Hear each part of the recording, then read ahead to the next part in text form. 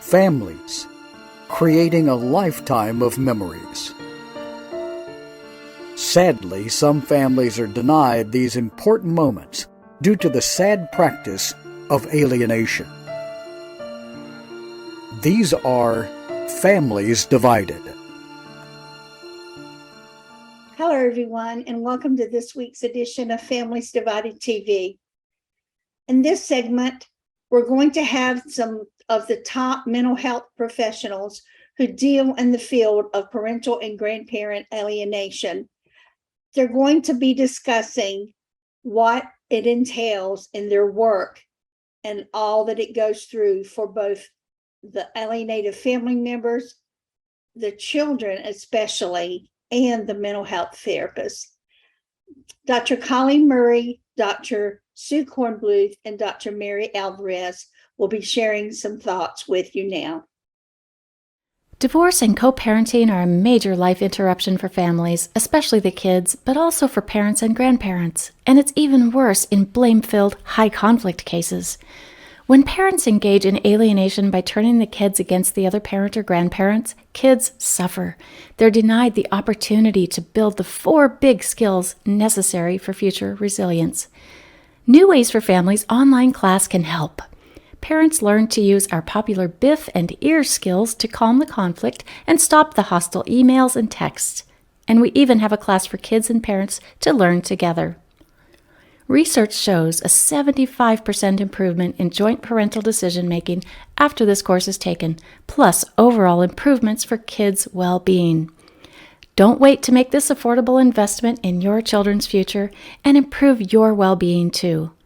Start learning new ways for your family today at conflictplaybook.com.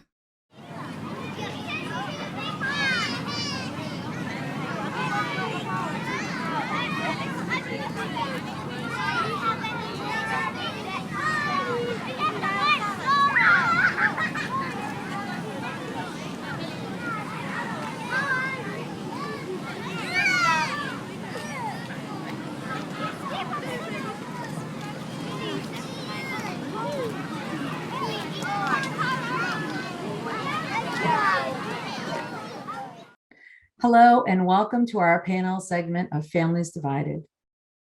In a time when alienation almost seems like an epidemic, there are those on the front lines that have dedicated themselves to helping families heal and, when possible, restore families' lost connections.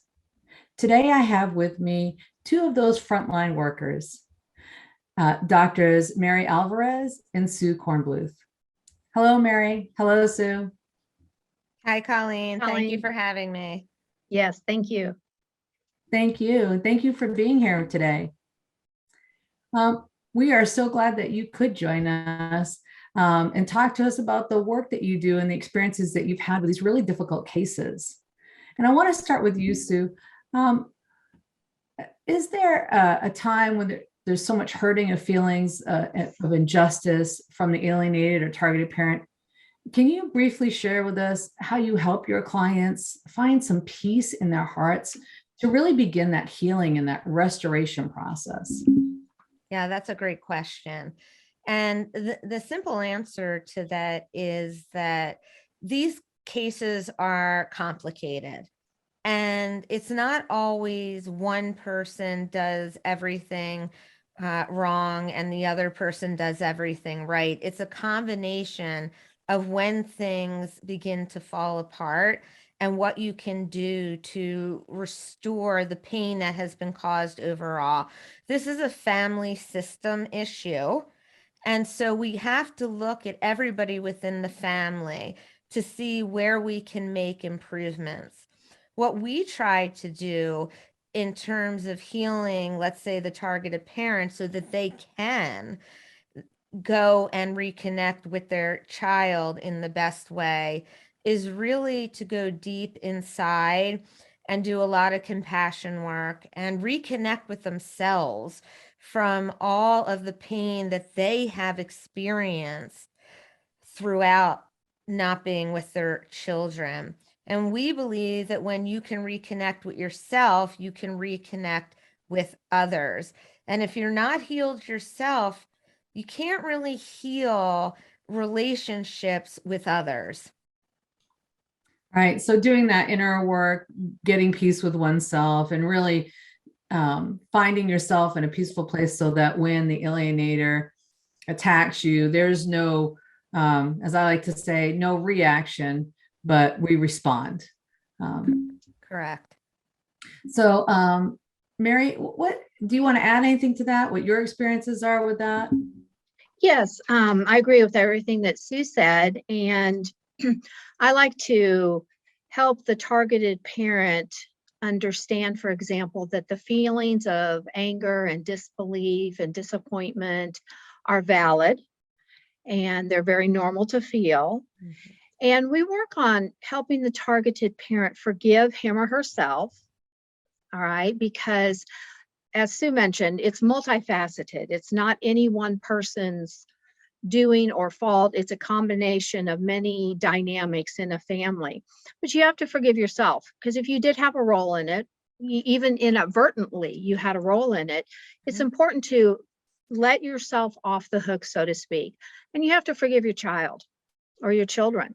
You know, they're a part of the process at no doing of their own. And so it's very hurtful what these children do to parents, extremely hurtful, deeply hurtful, but it's not their fault.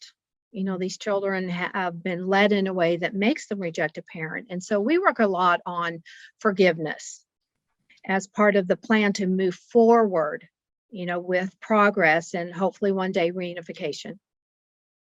Yeah, I completely understand that, and that really resonates with me in regards to the forgiveness part. I know a lot of times in my own practice, I see a lot of parents that get really stressed out about that part, not really understanding what forgiveness is, thinking it means it's letting the other person off the hook, Right.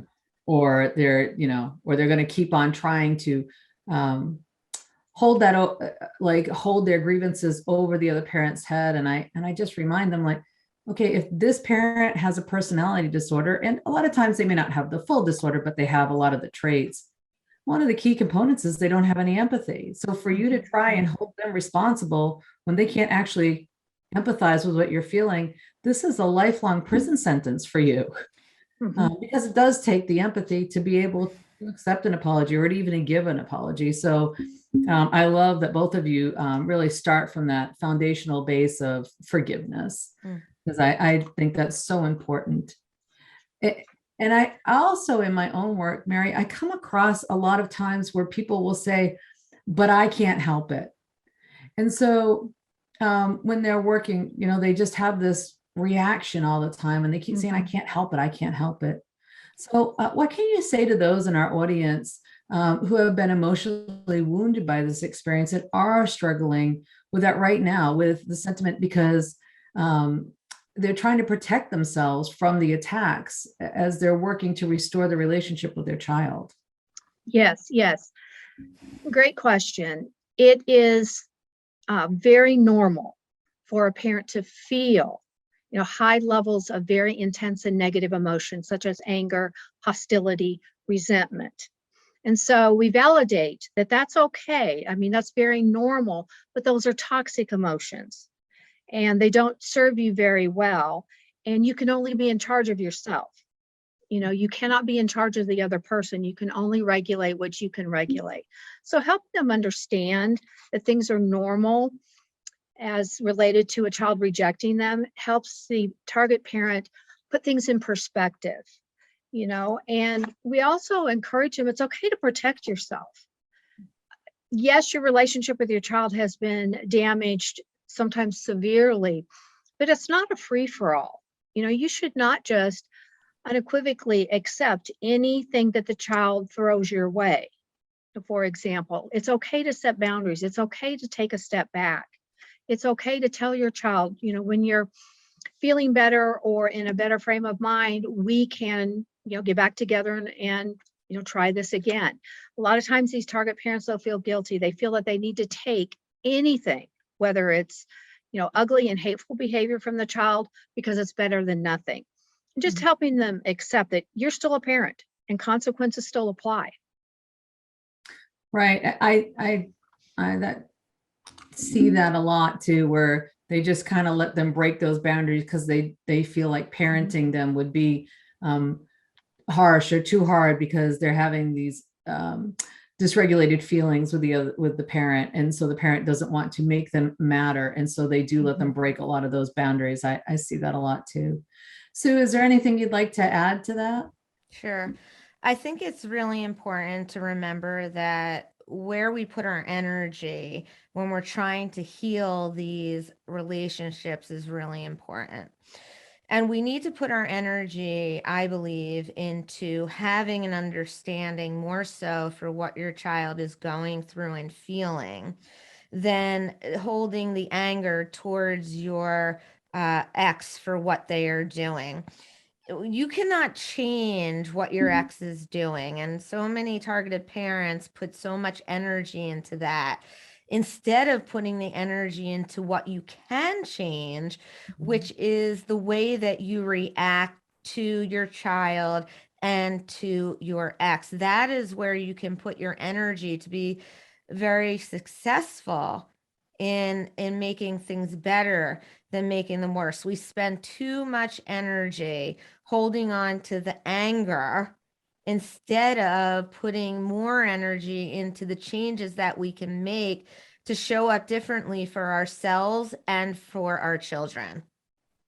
Yeah, that's great. And in that same line, Sue, how is it that people can stay connected to their children in the middle of this with all of that going on? Well, it's a great question. You can always stay connected to your children, whether they respond to you or not. People will say, when I say that, what do you mean? And what I mean by that is you can still reach out to them. You know, sometimes we think that we're blocked or that they're not getting our emails, but most of the time, if you are blocked, the child will be opening up the block from time to time to see if there is anything coming from you.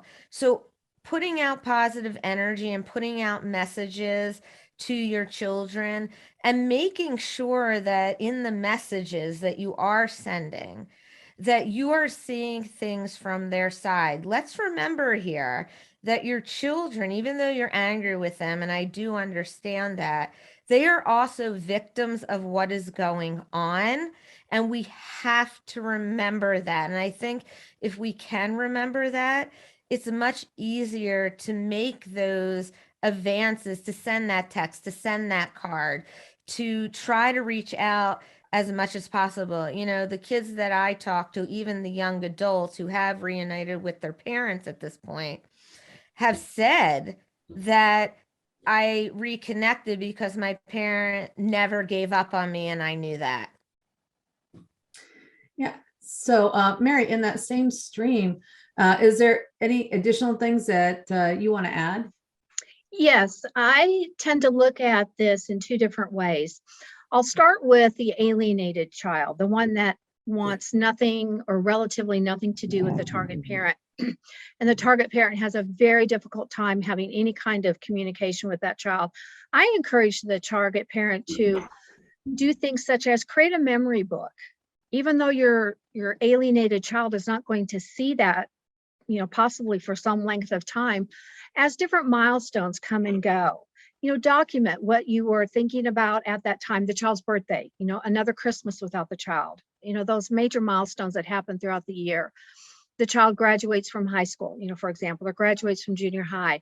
You know, create a way to stay connected to your child, and someday, you know, the goal would be to reunite with the child and have this so that you can demonstrate, I never stopped thinking about you. I never stopped caring about you. I never stopped loving you. So that's a real tangible way. For children who are not completely alienated, I like to help target parents and children live in the here and now. A moratorium on the history. You know, there's nothing fruitful that comes from rehashing narratives that are distorted. And so it's this point forward. That's really, really important, is create the relationship from now.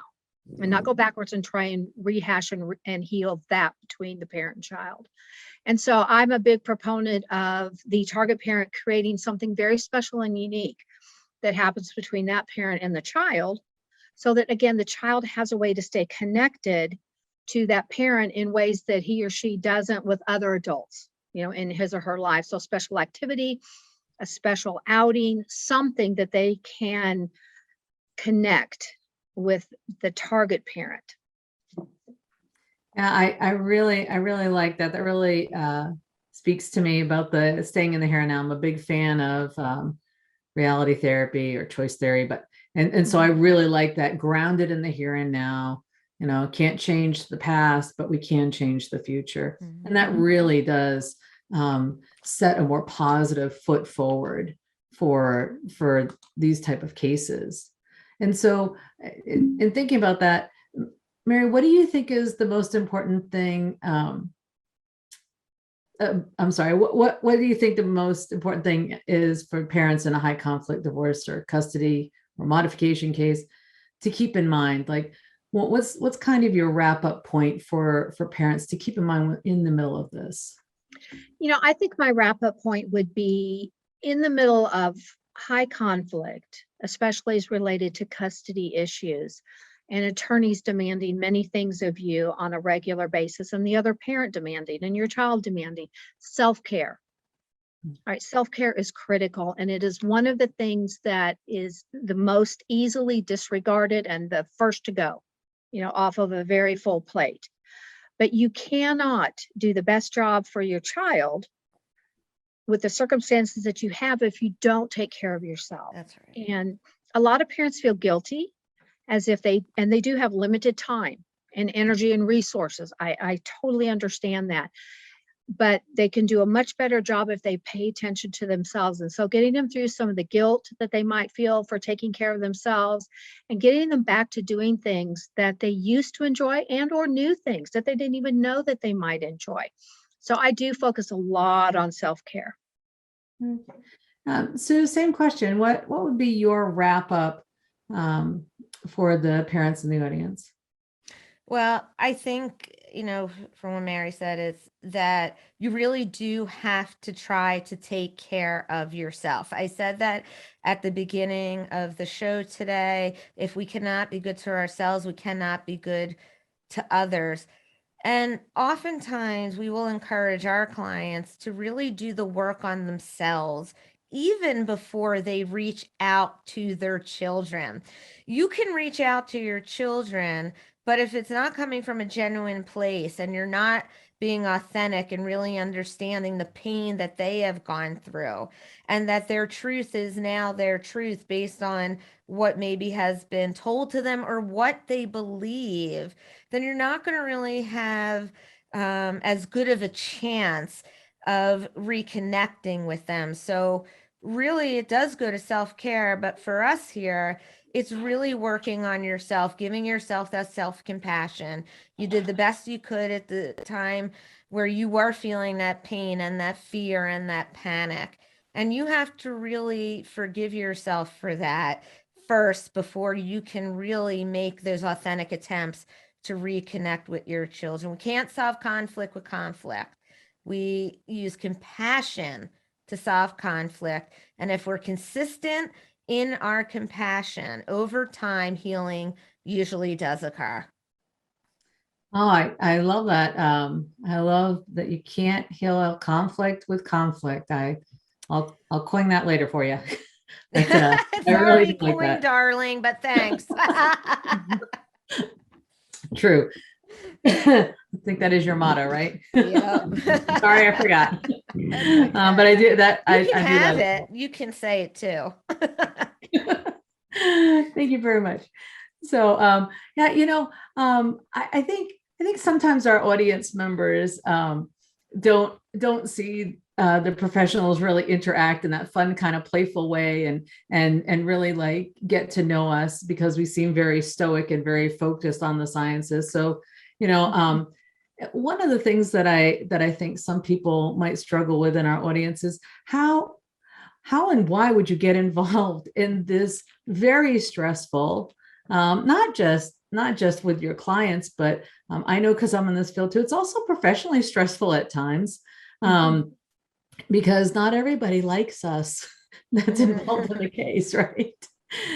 So Sue, why do you get involved in this type of work? What motivated you? What motivated me to get involved in this is, first of all, I believe that family is more important than anything, and children are affected so greatly by the environments in which they are raised. And as we go through life, if we didn't come from a place where we were given what we needed from our parents at a very young age, we're going to have problems later in life, managing our own lives, and we'll find ourselves getting involved in those kinds of dysfunctional relationships if we don't heal from the conflicts that happen within our families. And I don't want any child to have to go through these kinds of issues, or feeling alone, or not being able to be in intimate relationships and experience the joy of life. These things that happen between our parents, they are part of our lives. They are experiences that happen to us, but they don't have to dictate our whole life. And this is a trauma. I mean, let's not kid ourselves. This is a trauma that children are going through, and parents as well. But to me, it's very important. And I know personally that you can heal from trauma, and you can come out on the other side, but you have to break through your fear. And that's not very easy to do. And so that's what I try to help my clients do, is break through their fears to get to the other side. And really, that is what is so rewarding in the work, because when clients start doing the work, and then little by little, they may see they are reconnecting with their child. There is nothing for me that is more rewarding than seeing that. Nice. Thank you for sharing that with us. And Mary, same question. So my passion came from being a former custody evaluator. And when a judge appoints a custody evaluator, the conflict is extremely high, and they haven't been able to resolve the issues in any other way except to bring in another third party to try and opine on what would be in the child's best interest. And so I saw the very real damage done to children who are caught in this high conflict family, which often involve parental alienation tactics being used by one parent in order to gain an advantage in court over the other parent. And we're not biologically wired to carve out a parent or erase a parent from our psyche. And when that happens to a child through no fault of his or her own, it leaves long-term neurological and psychological consequences for children. And that was heartbreaking for me, to witness this happen to children. And so we know through the research that these children do not bounce back and come back unscathed. And to parrot what Sue said, it is a trauma. There's a trauma factor in this. You don't have to be run over by a car or witness, your house burned down to be traumatized by losing a parent, because we're just not wired to have that happen to us. Right. Well, thank you so much for joining us today, and for sharing your experiences, and for all the work that you do with these families. You guys are frontline warriors for our families. And I know that I'm sure the families that work with you and the children that have been reunited deeply, deeply appreciate all the hard work that you do. Thank you so much. Thanks for having me. Thank you. And to our audience, thank you for joining us. And we look forward to seeing you next time on Families Divided. Families Divided will return in a moment.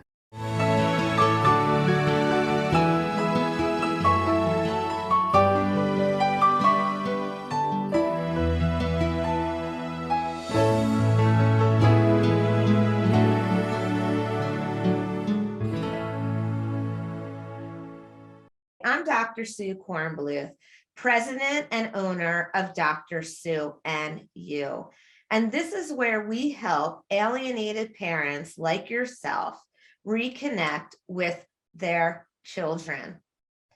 We know here at Dr. Sue and You that it is important that you have a teammate along the way as you are going through your pain and your grieving process when you are dealing with the disconnection between you and your children. That is why everyone here that works at Dr. Sue and You thinks of your case as a case that is extra special. Your case is different than everybody's other case, and we focus on that on an individual level. Here at Dr. Sue and You, we believe that if you cannot reconnect with yourself, you cannot reconnect with your loved ones. And that is why we have created the Compassion Academy. That is for you to work on yourself, to show yourself self-compassion and work towards healing. We then work with you and give you specific tools and techniques and language and teach you how to communicate and open up the door with your alienated children. We've been extremely successful in what we do. We have reunited hundreds of parents with their children, and some have been separated from their children for more than 10 years. You are our priority here at Dr. Sue and You. Contact us for a free consultation at www.drsueandyou.com or reach out to us at 267-261-8462. And remember, you can become the solution to any conflict within your life, but it starts by going within.